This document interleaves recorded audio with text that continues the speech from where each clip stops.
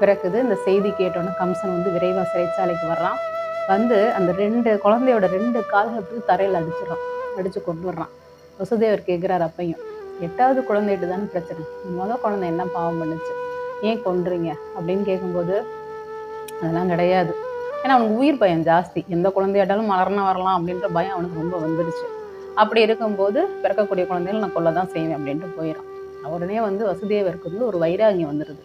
இப்படிப்பட்ட ஒரு தங்கச்சின்னு பார்க்கலாம், தங்கச்சி கணவர்னு பார்க்கலாம், முதல் குழந்தை அதுவும் பிறந்த குழந்தை. இப்படி ஒரு இரக்கம் இல்லாத ஒரு அரக்கன் வந்து இங்கே வாழ தகுதியே இல்லை. அதனால வந்து கண்டிப்பா 8வது குழந்தைகிட்ட உனக்கு மரணம் நடந்தே தீரணும்னு ஒரு முடிவு பண்ணிட்டு, அதுக்கப்புறம் வந்து 2வது குழந்தை பிறக்குது, 3வது குழந்தை பிறக்குது, 4வது 6 குழந்தை வரைக்கும் பிறந்துருது. 6 குழந்தைய வந்து கம்சன் வந்து அடிச்சே தூக்கி வீசி கொன்னுடுறான். 7வது குழந்தை வந்து யார் அப்படின்னு பார்த்தீங்கன்னா, ஆதிசேடனின் அம்சமான பலராமன். கருவுல தேவகி கருவுல